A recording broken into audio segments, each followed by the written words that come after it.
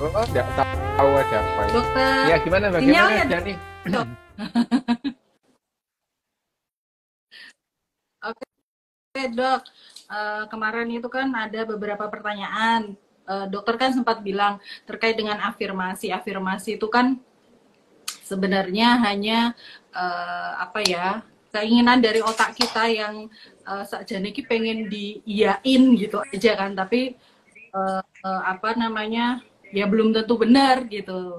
Jadi otak kita itu tidak untuk mengkonfirmasi, tapi ya pengen iyain aja gitu. Nah terus terkait dengan kemarin saya bertanya tentang afirmasi pada khususnya pada ibu bersalin nih dok ya, apa his yang ketika kita afirmasi mungkin ada sebagian ibu yang bisa merasakan Berkurang. level Ya. nyerinya atau level hisnya itu berkurang Mm-mm. rasanya ya berkurang dok, bukan hilang ya dok ya.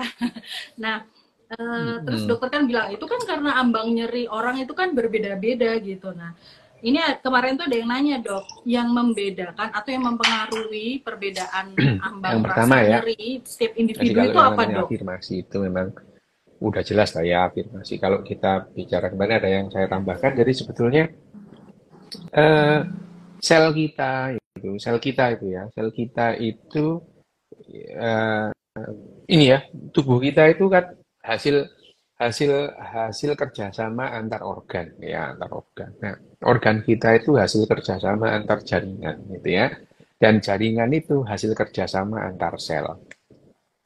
Segala sesuatu yang bisa menghemat ya, dalam artian menghemat ini efektif dan efisien menggunakan kalori, itu yang akan dipilih oleh algoritma kehidupan gitu ya, efektif dan efisien gitu. Seperti yang sebetulnya kalau misalnya eh, kita melihat ya di hutan atau di padang savana itu sepertinya itu harimau atau singa itu adalah pemangsa gitu ya, yang membunuhi semua. Tidak, sebetulnya yang namanya ya singa, ya menjangan, babi hutan, rumput, itu mereka itu berkolaborasi untuk melestarikan kehidupan itu, ya, berbagi kalori ya. Jadi yang namanya rumput, rumput itu dia Hmm. menyimpan kalori dalam bentuk energi kimia yang ada dalam rumput itu. Terus kemudian dimakan oleh kijang, dimakan oleh wild beast, dimakan oleh menjangan. Nah, kemudian ada singa yang makan, singanya punya anak, akhirnya berat. Jadi itu sepanjang ini adalah, jadi aturan mainnya itu adalah kalori. Gitu. Nah, di otak kita juga demikian, gitu ya. Di otak kita itu demikian. Otak kita itu mengenal katanya, mengenal yang namanya relief gitu ya, puas, gitu, tenang gitu ya. Tapi ketenangan di otak kita itu bukan lantas ketenangan itu tidak ada masalah gitu ya. Di awalnya memang misalnya ya, kalau misalnya eh, hari apa namanya harimau, harimau itu begitu melihat mangsanya, otaknya tegang gitu ya, otaknya tegang. Begitu dia menangkap mangsanya, begitu dia mulai makan itu ketegangannya hilang gitu ya, ketegangannya hilang. Dan dari tegang kemudian tegangnya hilang itu nyandu gitu. Kecanduan otak itu gitu ya, kecanduan. Sama dengan proses mendapatkan jawaban gitu ya, mendapatkan jawaban. Kenapa sebagian besar manusia itu akhirnya hanya memerlukan afirmasi? Loh, itu perkaranya bukan bukan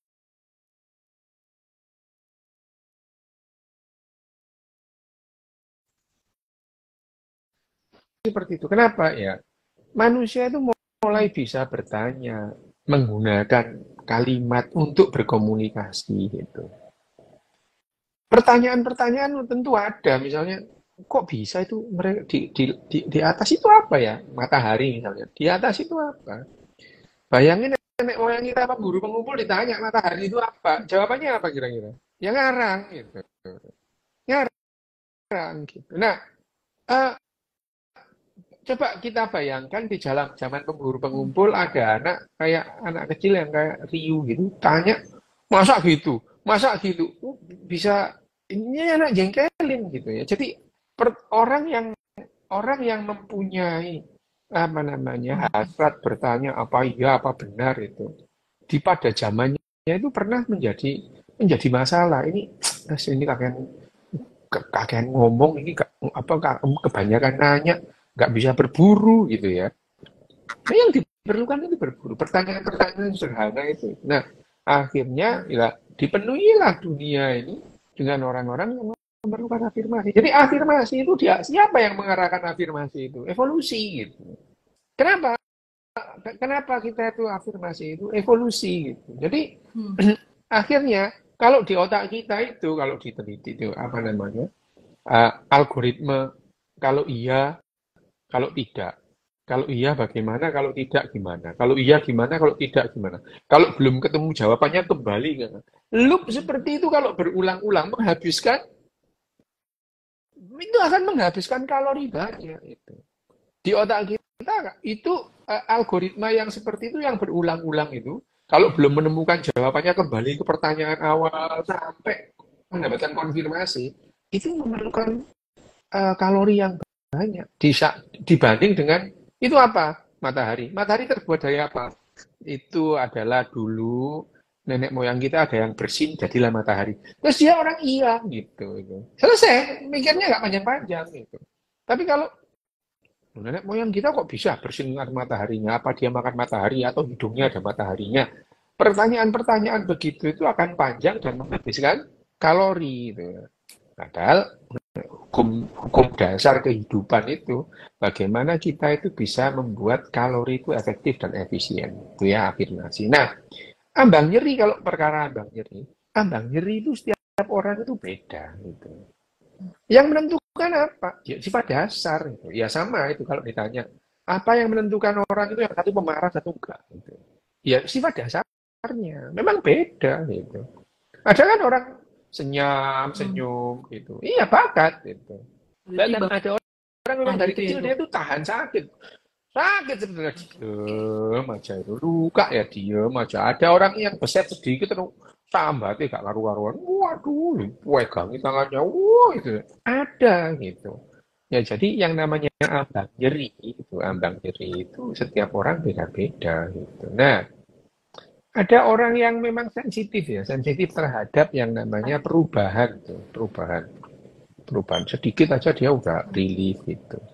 Tapi kalau ditanya ya, seberapa banyak afirmasi itu bisa menurunkan ambang nyeri gitu? Tidak banyak sih gitu. Ya, efek placebo efek itu kecil banget gitu ya. Placebo efek iya, misalnya bahwa placebo efek itu bisa menghilangkan nyeri, tapi coba ayo tangannya dicepit pintu, coba dengan placebo bisa nggak sakitnya itu hilang gitu. Saya itu gitu. Jadi ya, nah mengenai placebo efek itu dari dulu juga sudah ada, makanya kalau kita menggunakan penelitian itu menggunakan placebo. Barangnya kosong gitu, barangnya kosong dimasukkan ke dalam tubuh kita gitu, memberikan placebo efek gitu. Nah, jangan-jangan obat itu juga hanya placebo efek gitu loh maksudnya ya kalau apa namanya kalau dalam penelitian itu. Jangan-jangan ini obat ini juga hanya memberikan placebo efek, makanya diberikan di pembandingnya itu adalah placebo gitu ya. Kalau di antara placebo dengan obat yang diteliti itu tidak memberikan perbedaan yang bermakna, lah ini obat ini ya nggak nyembuhkan apa-apa gitu. Termasuk tadi itu, lihat termasuk afirmasi tadi itu. Apakah afirmasi itu bisa menghilangkan nyeri? Jawabannya tidak sih gitu. Hanya kalau mengurangi iya karena ada berbagai macam. Misalnya ada orang sedih gitu ya. Orang sedih terus kemudian dia perhatiannya teralihkan itu. Sedihnya hilang gitu. Sebentar gitu. Nanti ya sedih lagi gitu ya. Sama afirmasi juga demikian misalnya. Ya benar bahwa yang namanya ayo tarik napas loh. Tidak ada dasarnya napas itu bisa mengurangi nyeri loh. Tidak ada gitu ya. Tidak ada. Gitu. Tidak ada tarik napas, keluarin gitu. Tapi kalau mengalihkan perhatian gitu. Mungkin dia Biar mengalihkan relief tadi dok. perhatian gitu. Tapi apa nyerinya berkurang? Tidak gitu. Iya. Ada seorang apa namanya biksu ya, apa namanya pendeta lama itu di Tibet sana itu, yang dia nyerinya, dia tahu nyerinya itu nggak hilang, tapi ya selamat datang nyeri gitu, ya. Dia menganggap nyeri itu temannya gitu. Selamat datang nyeri, tapi tetap nyeri gitu. Nah. Tetap nyeri, dia bilang ya nyeri gitu. Cuman ya selamat datang itu, terus dia mengatakan ya itu dia menerima rasa nyerinya ya dok. Enggak juga. Itu bisa memperingan juga rasa menerima. Masalahnya dari 5.000 pendeta yang bisa cuma satu. Berarti teknik itu bukan teknik yang bagus gitu loh ya. Itu diteliti oleh Richard Davidson. Ini siapa namanya pendeta ini, karena pendeta ini dia tuh nyeri kronis gitu ya, nyeri gitu. Terus kemudian dia melakukan meditasi gitu ya. Kalau ditanya nyeri, ya nyeri gitu. Nyeri, dia tetap nyeri, bilang nyeri. Tapi ya meditasinya itu mendatangkan, oh selamat datang nyeri, selamat datang penderitaan gitu ya. Hanya masalahnya dari 5.000 lebih apa namanya yang jadi responden, yang bisa cuma satu gitu. Kalau ada obat 5.000 orang sakit diobati 4.000 sembuh atau 4.500 sembuh, ini obat yang bagus itu. Lah ini ada obat 5.000 orang sakit diobati cuma satu yang sembuh. Lah ini kebetulan gitu. Bukan kebetulan, bukan untung-untungan. Berarti kesempatan untuk sembuh dengan obat ini 1/5.000 gitu. Ya, jadi manfaat bahwa yang namanya meditasi itu bisa mengurangi penderitaan nyeri dari 5.000 orang satu yang bisa itu. Ini penelitiannya Richard Davidson dilakukan tahun 92. Jadi Richard Davidson itu adalah pelopor neuroscience. Dia diundang oleh Dalai Lama memang itu. Diundang oleh Dalai Lama. Diundang tahun 93 dia diundang oleh Dalai Lama. Kamu kan ahli otak itu. Coba diteliti itu. Sebetulnya meditasi ini apa sih, kok bisa kayak gini gitu. Sampai tahun 2018 kemarin itu timnya Richard Davidson dan istilahnya penelitian umbrella itu, artinya pohon penelitiannya tentang yang namanya meditasi itu sampai 119 riset gitu ya, selama 92 sampai 100, tapi tidak menemukan bahwa yang namanya istilahnya bahwa yang namanya meditasi itu memperpanjang umur, membuat orang lebih sehat, memperpendek penyakit, tidak, sama sekali tidak ditemukan gitu ya. Gitu. Nah, itu sebetulnya sudah ada gitu. Nah, kalau kembali ke afirmasi, apakah afirmasi itu bisa menyenangkan orang? Oh iya itu. Iya. Orang ikut pengajian itu dalam rangka ikut cari afirmasi kok gitu. Coba dia mendapatkan ustadz yang beda dengan itu, marah-marah dia gitu. Marah gitu ya. Marah. Orang pengajian, itu mereka membutuhkan afirmasi gitu. Kalau membutuhkan konfirmasi, ya sekolah gitu. Tapi kalau sekolah akhirnya memberikan afirmasi, sekolahnya diubah aja, itu bukan sekolahan gitu. Sekolah sains itu adalah mencari hal-hal yang baru, mencari perkembangan gitu. Nah, tapi jangan lupa bahwa afirmasi itu adalah konsumsi manusia dalam jangka waktu yang panjang. Sehingga afirmasi ini sangat melegakan manusia. Bermanfaat, oh iya, sangat bermanfaat, gitu ya. Sangat bermanfaat. Kalau manusia itu tidak bisa menerima kecenderungan afirmasi, mungkin sudah punah dari dulu. Stres, bunuh diri masing-masing, gitu ya. Justru afirmasi itu membuat manusia itu nggak banyak tanya itu. Nggak banyak tanya. Yang ngomongin ibunya, ini kenapa? Kenapa kita itu kok makan itu harus piringnya nggak boleh tumpuk itu. Nanti istrinya 2 gitu ya. Nyapu harus bersih. Lek nyapune gak bersih, bojone brewok loh kan gitu. Itu diafirmasi oleh setiap orang gitu. udan-udan ojo nang ngarepe lawang, kesamber bledek lho Terus, gitu ya. iya. Padahal kalau penjelasannya itu lah ya tak tempias gitu, masuk itu Ketat. telas gitu ya. Samber bledek gitu. Ya itu seperti bantal ya ojo dilunggui udunen tuh ya gitu ya. Bantal tidak boleh diduduki nanti padahal ya kalau diduduki rusak lah itu bantal gitu ya gitu. Bantalnya itu untuk kepala yang beratnya cuma 2 kilo sampai 3 kilo Iya. duduki yang beratnya 50 kilo rusak itu. Itu tapi penjelasan-penjelasan yang memerlukan pemikiran itu membuat orang capek itu. Membuat orang capek. Hanya anak-anak tertentu itu minta penjelasan yang masuk akal gitu. Kalau nggak masuk akal, dia tanya terus itu. Ada anak yang begitu. Nah, anak yang begini itu di zaman zaman apa nenek moyang kita pemburu pengumpul jadi beban gitu. Karena tidak memberikan nilai apa-apa gitu. Nah, kalau sekarang beda. Anak-anak yang kayak gini itulah masuklah tim sains riset macam-macam gitu ya itu gitu. Nah kesehatan itu sendiri sekali lagi praktek kesehatan praktek kedokteran itu dalam jangka waktu yang lama itu bukan sains itu keyakinan itu ya. Jadi kalau sekarang praktisi-praktisi kesehatan masih mengandalkan keyakinan lah ya lumrah itu wajar itu wajar gitu ya.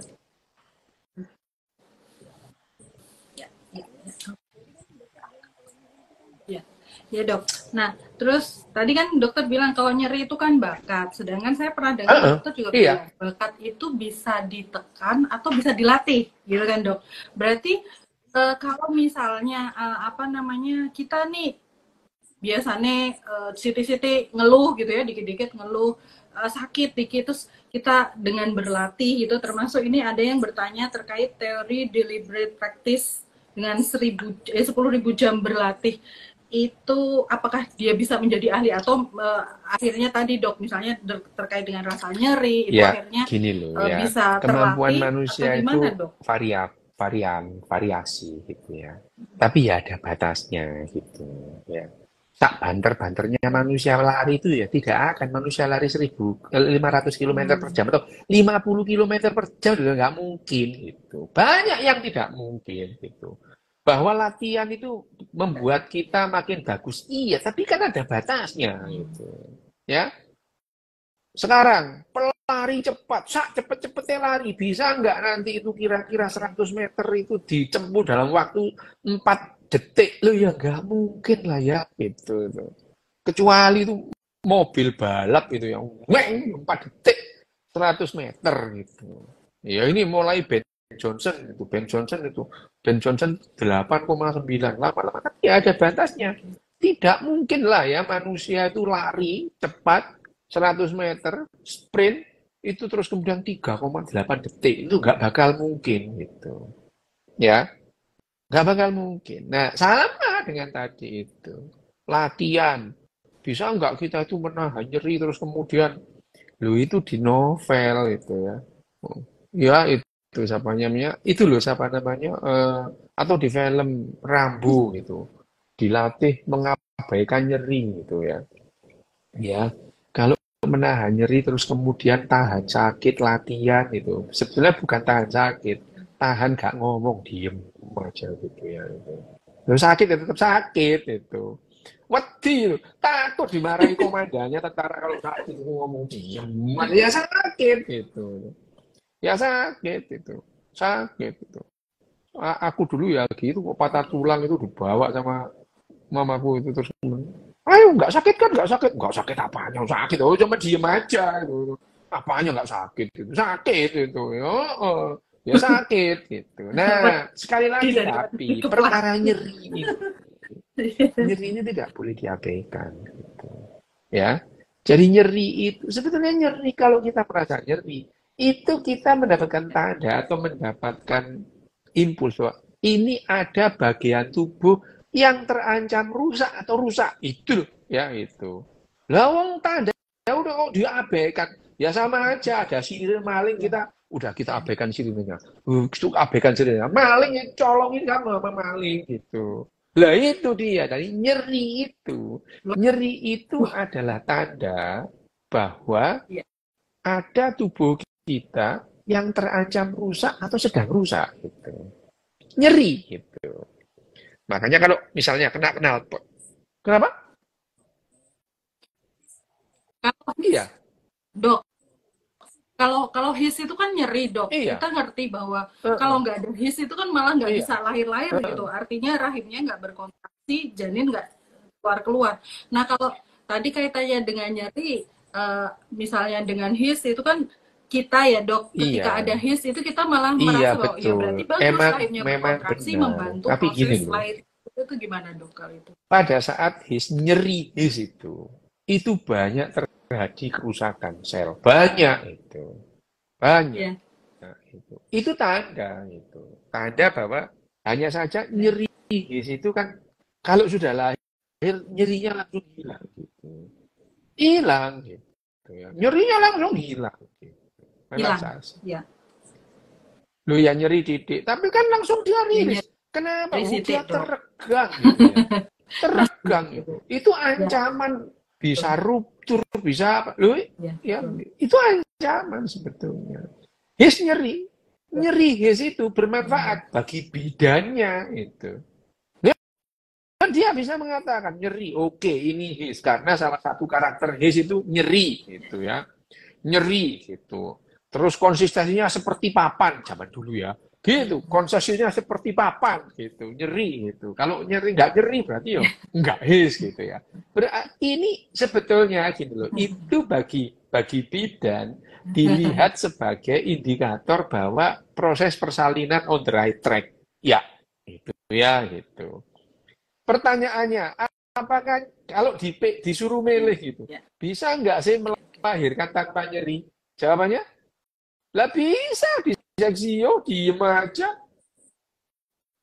Lah nggak Bisa kan usah ada bius, jauh-jauh lah ya. iya Di ada bius ya, hilang terus kemudian intralubang apa di bawah apa namanya di apa namanya bius. bius regional, udah dari apa namanya dari perut ke bawah nggak sakit. Nah, ya Iya, itu. Tetapi nah, iya, tapi iya.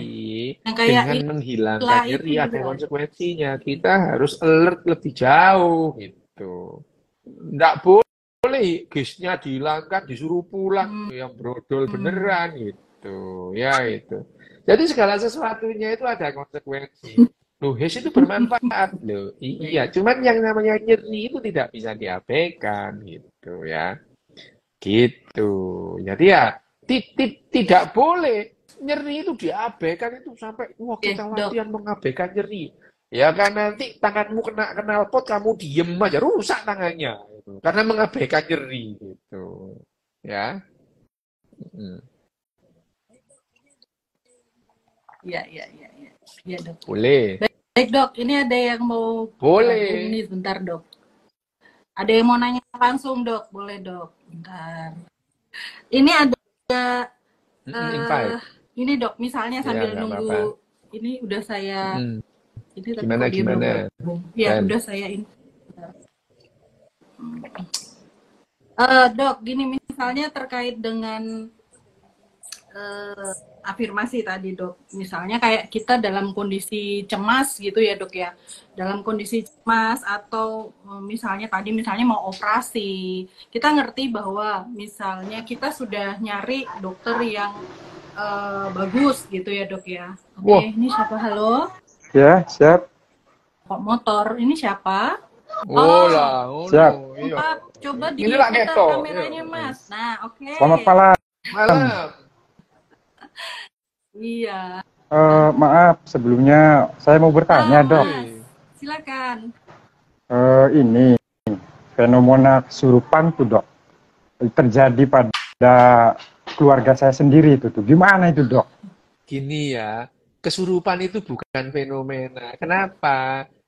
Yang namanya kesurupan itu mekanismenya itu sudah diketahui sejak lama gitu. Jadi bukan fenomena. Gini loh, yang namanya fenomena itu kalau kita melihat kejadiannya secara logika kok enggak, secara logika harusnya dari A ke B, ini dari A kok ke C, itu namanya fenomena.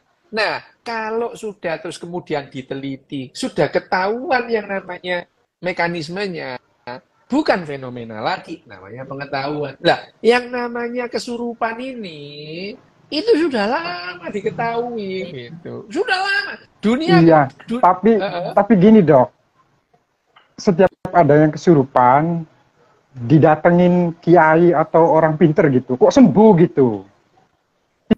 nggak, Iya itu. loh, nggak usah didatengin kiai, didiemin aja juga sembuh, gitu. Nggak ada orang mati gara-gara kesurupan, itu loh, nggak ada, gitu. Tinggal lungo gitu, sembuh. Jadi artinya Ditinggal didatangkan lungo. kiai dengan ditinggal Tinggal lungo, lungo ya. nggak ada bedanya itu. Yang jadi Kalau berulang-ulang gimana itu dok? makanya Ada yang salah di yang salah itu begini, kalau ada sampai berulang-ulang itu yang salah orang-orang sekitarnya itu. Bukan. Kurang Harusnya dibawa ke dokter perhatian ya, Dok. Dokter psikiater, pernah bilang itu gitu. yang bener itu. Apa, Dok? Oh, Ya, sebentar gini loh, Mas. Gini loh, Mas. siap. Ustadz itu ya, Tandanya coba perhatian ustadznya ya, Dok, itu ya. suruh gini loh. Ini kan tubuh kita itu ada cara kerjanya gitu ya. Ada cara kerja seperti mesin gitu tubuh kita itu gitu ya. Jadi yang namanya apa yang terjadi pada tubuh kita itu karena kerja sel kita. Nah, kalau ada yang tidak beres, ya ada yang nggak beres gitu. Gini loh ya, Ustadz itu yang tukang doa atau tukang doa itu suruh doain ban kempes supaya bannya itu nggak kempes itu. Lah wong suruh doain ban kempes aja nggak bisa loh, kok doain badan sakit itu. Itu kalau pikiran kita Tapi waras, masyarakat umumnya ya, gitu dok di sini tuh. lah ya makanya. Masyarakat umumnya kesini Ya, kayak gitu. Makanya gini loh Mas. Sampai itu kalau tanya jahitan ke tukang jahit gitu ya. Tanya Ya. ngelas ke tukang las gitu. Jangan mau ngelas ke tukang jahit atau mau jahit ke tukang las gitu. Nah, soal kesehatan yang paling tahu siapa? Lah Dokter. iya, makanya jangan tanya masyarakat gitu. Ya. Ya kan keumuman. Loh, ya sakarepmu Mas gitu ya. Sakarepmu lah gitu. Ya. Enggak, ini serius. Loh, Fenomena di sini kayak gitu maksudnya tuh, menanggapinya tuh. Itu bukan fenomena. Dokter sak dunia itu sudah tahu kesurupan itu apa gitu. Jadi kalau kesurupan bawa ke psikiater ya Mas ya. Ini jawab. Tapi belum ada tetangga atau keluarga tuh ada yang kejadian kesurupan, manggil dokter atau mantri, pasti manggilnya tuh kiai. Nah, ya makanya Itu kasih yang tahu. saya bingung tuh. Nah, makanya kasih tahu gitu. Berarti ya itu. masnya yang Gitu. bawa ke dokter aja. Siap. Ya, gitu. Untung ikut. Tapi kalau berulang-ulang ada yang salah sama orangnya Ya, gitu ya. Salah. Oke. Sakit gitu. Orang sakit kok salah? Nggak salah, itu Oh. sakit itu. Ya. Itu sakit, itu penyakit itu. Kalau dalam dunia kedokteran itu namanya DTD, dissociative trans disorder. Itu. Ya, dissociative trans disorder gitu. Jadi trans itu tidak selalu disorder. Dissociative trans juga tidak selalu disorder. Misalnya, apa dissociative trans yang tidak disorder gitu? Kuda lumping itu tidak disorder itu. Itu tidak disorder itu kenapa? Orang dia sengaja kok ditonton orang banyaknya seneng gitu ya. Seneng. Berdoa, ritual keagamaan itu sebetulnya trans itu. Iya. Jadi yang namanya trans itu membuat kita itu antara sadar dan tidak itu manusia itu sudah akrab gitu. Sudah akrab. Nah, yang namanya trans pada misalnya kuda lumping atau penyanyi yang terus kemudian sebelum menyanyi dia itu minum apa namanya? Minum minuman keras supaya mabuk. Tujuannya supaya trans, supaya pede gitu. Jadi trans itu yang namanya membuat kita itu antara aware dan tidak itu akrab itu. Orang sembahyang itu sengaja membuat dirinya trans itu. Ya, Kenyamanan. nah, tujuannya. Tapi itu bukan disorder yang disebut disorder itu membuat gangguan itu. Nah, anak kesurupan itu dia mengalami gangguan gitu. Otaknya terganggu gitu ya. Dan ganggu keluarga, ganggu sekitarnya gitu. Nah, yang namanya kesurupan itu pada dasarnya caper, cari perhatian. Makanya kalau di sekolahan itu yang kesurupan itu nggak ada pelajar teladan, diva sekolahan gitu. Nggak ada, dia udah dapat perhatian gitu. Ini memang dapat, dan tidak ada orang kesurupan di kamar sendirian itu loh, nggak ada gitu.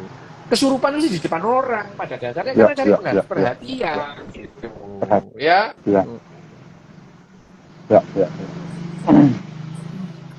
Siap, jelas. Oke, makasih atas arahannya. Ya. Siap. Ya. Makasih, Dok. Ya, sama-sama. Dibawa ke psikiater itu. Jangan dibawa ke bidan. Salah. Siap, nanti dibicarain sama keluarga. Bawa ke bidan. Kalau mau melahirkan aja ke bidan. Siap, makasih arahannya, penjelasannya. Sama-sama. Ibu dokter. Ya, oke Mas, silakan ditutup ya Mas.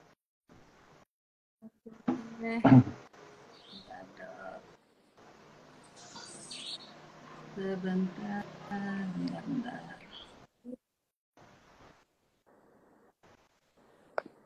Ini siapa ya? Halo. Mas, siapa ini? Halo. Cuman kelihatan langit-langitnya.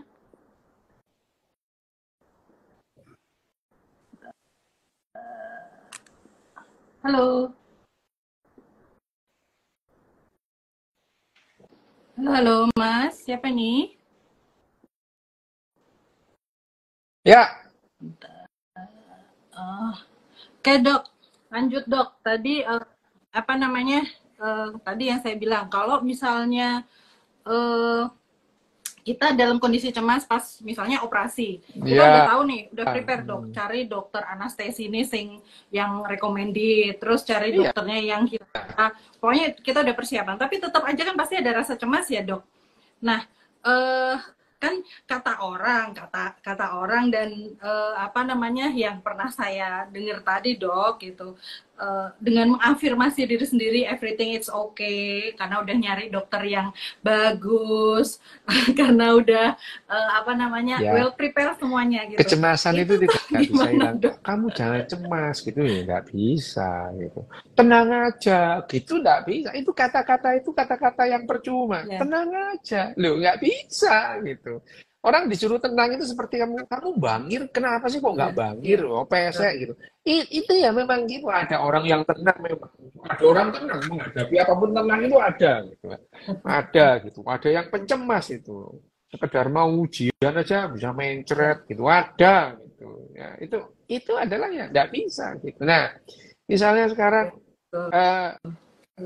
misalnya sudah mau operasi nih, cemas itu.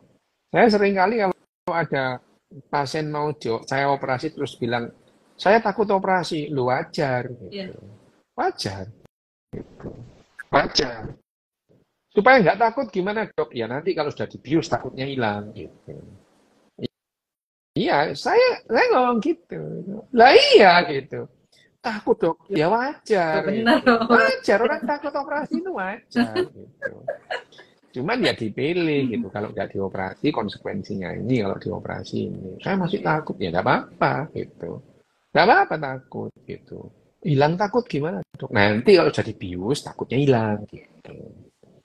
Ya ngomongin begitu gitu. Jadi ya jangan takut gitu. Semuanya sudah beres. Nggak bisa gitu. Jadi kecemasan atau kecemasan menghadapi sesuatu yang baru, ada yang operasi, bahkan ada orang operasi itu. Saya di bius itu 14 kali, di bius total itu. Operasi 14 kali, ada yang operasi bius lokal juga sering gitu ya. Saya 14 kali total itu di bius itu. Loh, aku nih ya nggak takut.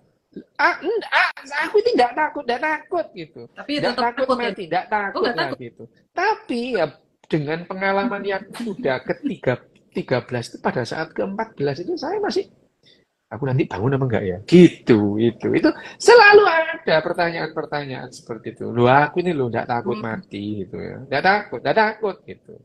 Tapi kalau disuruh mati ya jangan. Prinsipnya saya ini iya benar. Saya prinsipnya kalau bisa mati besok, aku nggak mau Jose. mati sekarang. Gitu. Kalau bisa mati lusa, aku nggak mau mati besok. Kalau bisa bulan depan, aku nggak mau bulan ini. Kalau bisa tahun depan, aku nggak mau tahun ini. Kalau bisa 100 tahun lagi, aku nggak mau 90 tahun lagi. Gitu. Ya. Itu prinsip itu saya pegang. Karena saya ini depresi sejak tahun 86 gitu. Orang depresi itu sangat rentan untuk bunuh diri gitu ya. Sangat rentan Iya. untuk bunuh diri ya. Tapi ya itu tadi pegangan. Saya harus menemukan satu aja alasan untuk tetap hidup. Itu sudah cukup gitu. Itu sudah saya pegang. Yang lain-lain nggak peduli lah. Dari kecil itu saya nggak takut mati gitu. Nggak takut gitu. Apalagi yang lain-lain gitu. Tak mati aja nggak takut. Apalagi yang setelah kematian. Nggak takut itu. Belum tentu ada gitu.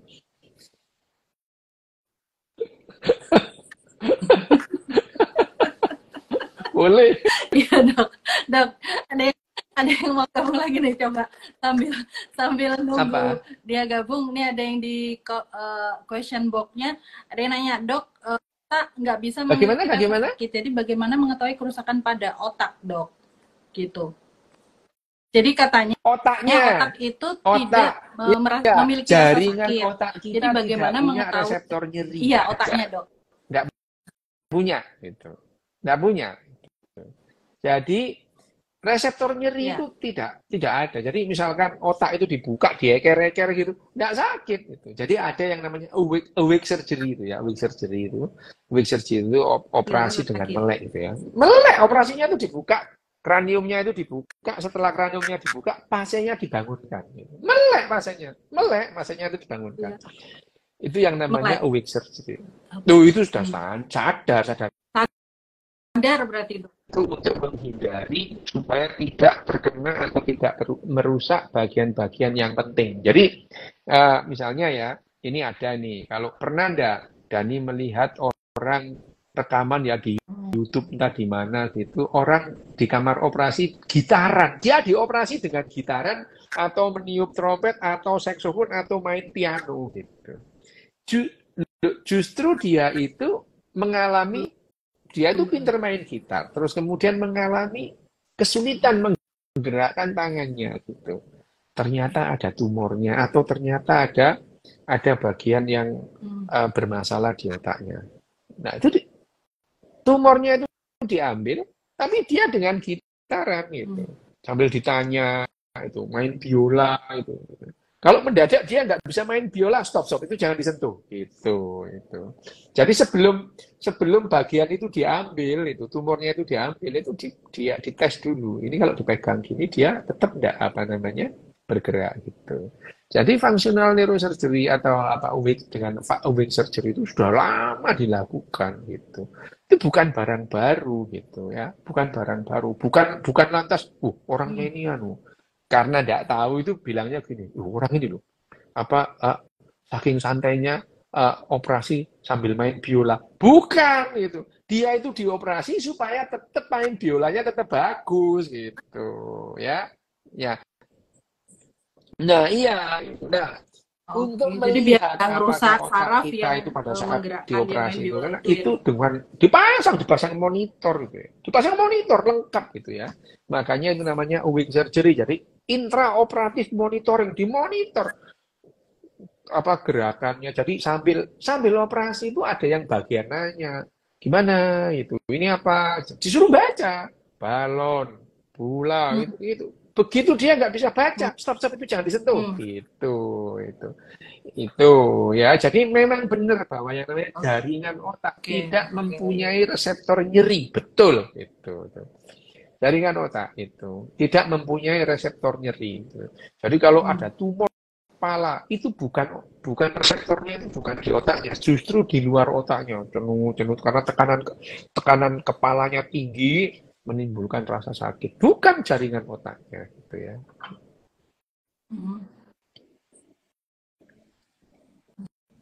Oke. Ya, Dok. Dok, ada yang nanya, Dok, kaitan Kenapa? afirmasi dengan Kaitan? realitas subjektif dan intersubjektif apa, Dok? Oh, ya. Kaitan afirmasi dengan Nah, kalau apa realitas namanya, subjektif dengan itu kan realitas ya, subjektif dan kita udah tahu intersubjektif. lah ya. Afirmasi itu bisa mengalihkan kita terhadap realita intersubjektif kayak tadi itu ya. Realita subjektif, misalkan nyeri gitu. Nyeri itu dengan Ya, afirmasi itu bisa berkurang dikit gitu. Ya, dikit bisa gitu. Tapi kalau banyak ya nggak bisa gitu ya. ya, Kalau intersubjektif ya memang memerlukan afirmasi gitu. Kalau realita intersubjektif itu memang memerlukan afirmasi. Gimana?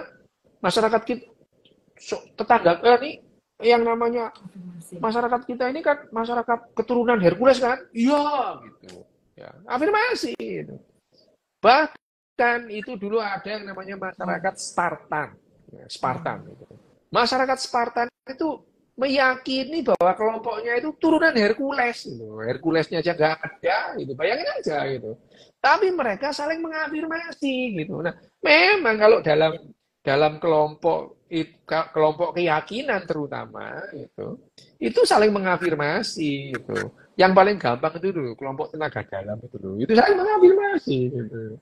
Orang latihan tenaga dalam itu loh. Dua mencela gitu. Ayo coba lah orang lain nggak bisa gitu. Ya itu adalah kelompok yang memberikan afirmasi gitu. Ya asik sih sendiri mereka latihan nggak apa-apa mau bercerengkerama mau itu. Itu adalah realita internal nggak apa-apa lah gitu.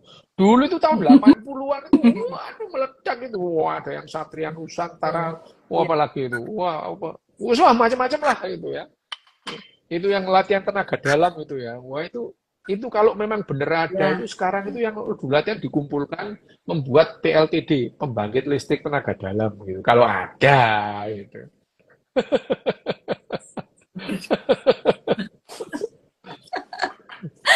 Gitu. Entah ini ada yang mau gabung lagi. Sambil nunggu dari tadi tuh banyak yang mau gabung, bentar, Dok. Wih, Cuma di ini kok nggak bisa. Oh, ini ada yang sudah wow, bergabung nih, penjahat Dok. iki. Selamat Iki penjahat malam. iki. Iki penjahat iki. Oke, silakan. Iki penjahat iki. Penjahat. Wis, Apa, Cal? wis ngomong. Apa, Cal? Ya, gantian Eh, dulu ya, Cal, Mas. bisa apa, Cal? Gantian dulu Oke, nih. Bentar, sorry. Dok. Silakan. Tadi ada singgungan soal kecemasan kan.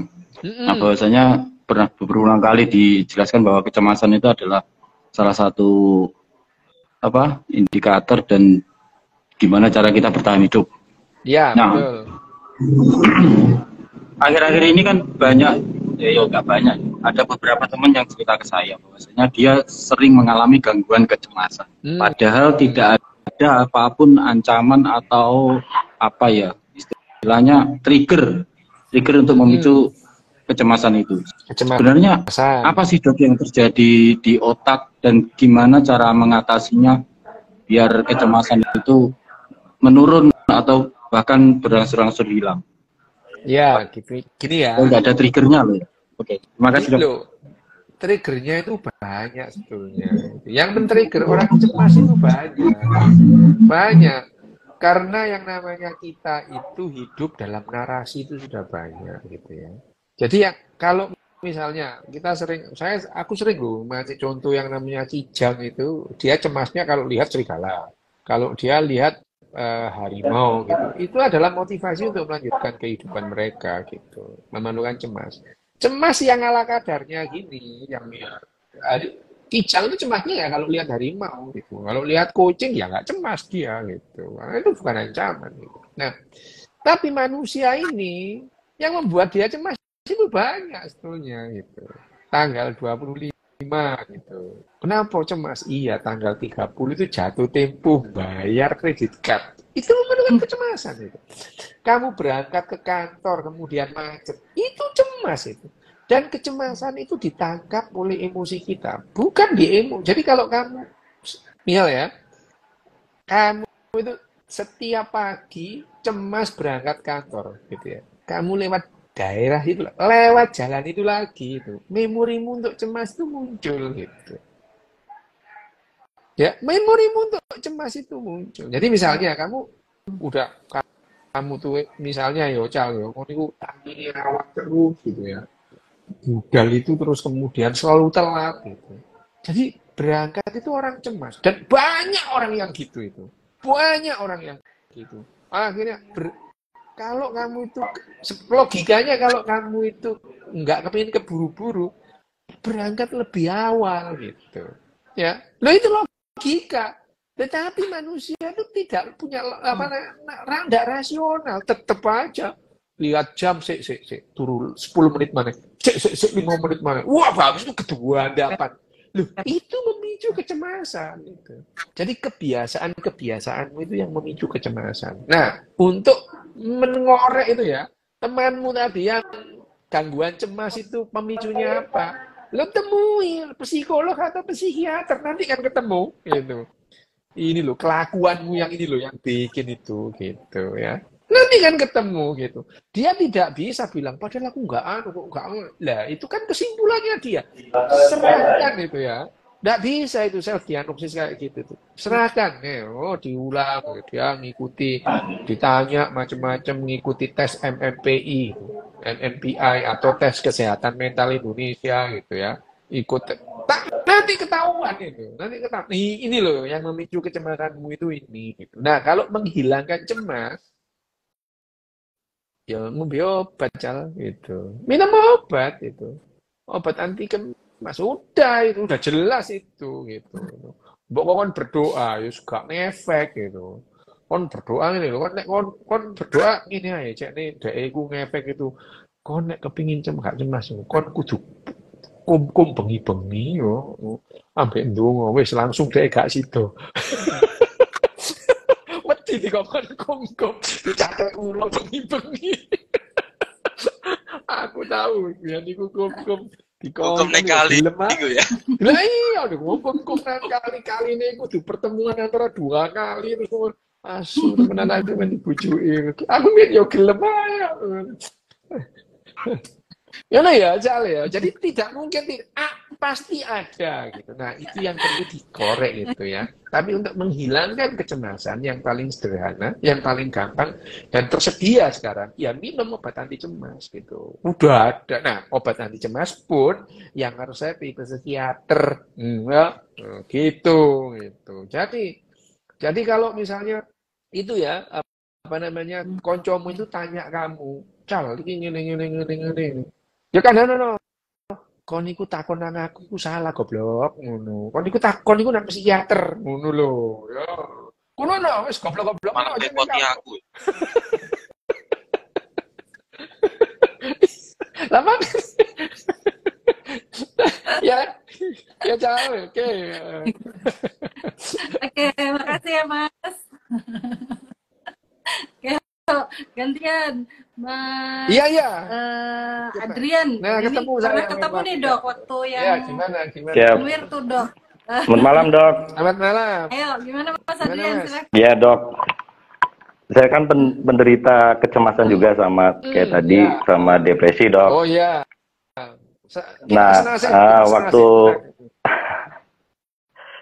Waktu apa namanya awal-awal jatuh dalam depresi Dok, saya kan ngikutin YouTube-nya motivator tuh Dok. Terus ada satu motivator tak ikutin yang apa ngikutin self talk positif itu loh Dok. Iya terus. Itu tak lakuin Dok 1 bulan self talk positif tuh. Tapi kenapa ngerasanya malah tambah drop Dok? Iya Mas, memang Mas gini loh ya itu saya depresi itu tahun 86 gitu ya, tahun 86. Pada saat ya pengetahuan belum seperti sekarang ya. Belum tahu apa yang terjadi di otak kalau depresi, itu juga belum tahu waktu itu. Ya memang ya psikiater zaman segitu ya sama dengan motivator sekarang gitu ya. Sial banget lebih orang hidup zaman dulu itu beneran.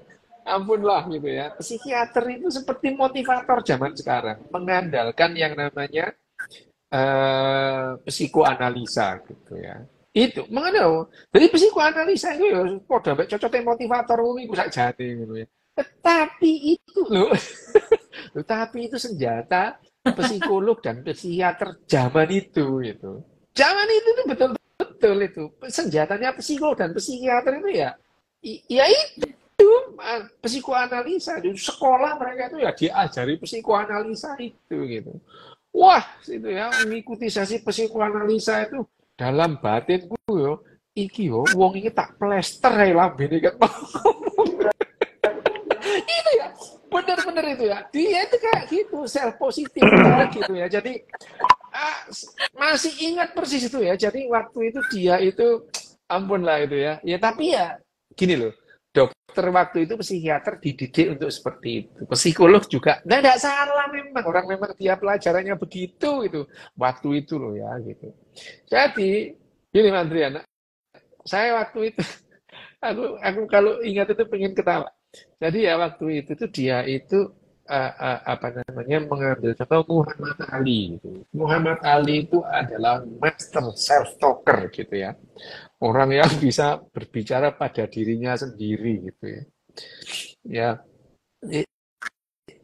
Ya saya juga baca bukunya Muhammad Ali, riwayat hidupnya Muhammad Ali. Orang aku itu tukang baca gitu. Saya juga tahu bahwa Muhammad Ali itu acting gitu ya. Dia itu seperti tukang sulap gitu loh. Tukang sulap itu triknya itu biasa. Yang membuat seorang tukang sulap itu wah itu adalah teatrikalnya itu. Ya, Muhammad Ali ya seperti petinju-petinju yang lain itu. Cuman teatrikal dia di atas ring dan di luar ring itu yang luar biasa. Aku ngerti itu.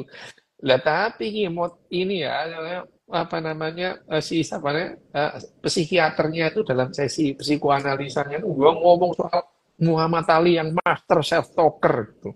Dia mengatakan bahwa Muhammad Ali itu berbicara pada diri sendiri sehingga dia itu menang melawan George Foreman. Jadi Muhammad Ali itu sebetulnya kalah, tapi karena dia berbicara pada dirinya sendiri, dia bisa mengalahkan George Foreman. Iya, itu ya.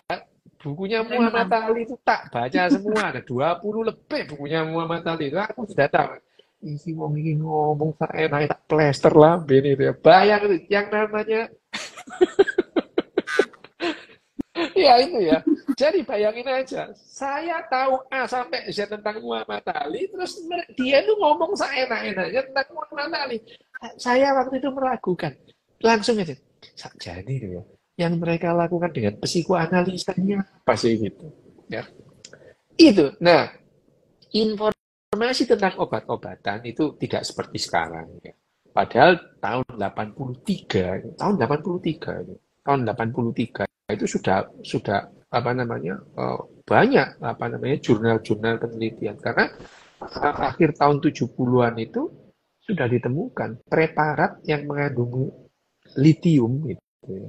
Litium itu orang dengan minum preparat litium itu manik depresifnya itu hilang setelah dia mengikuti 20 tahun psikoanalisa tanpa hasil gitu.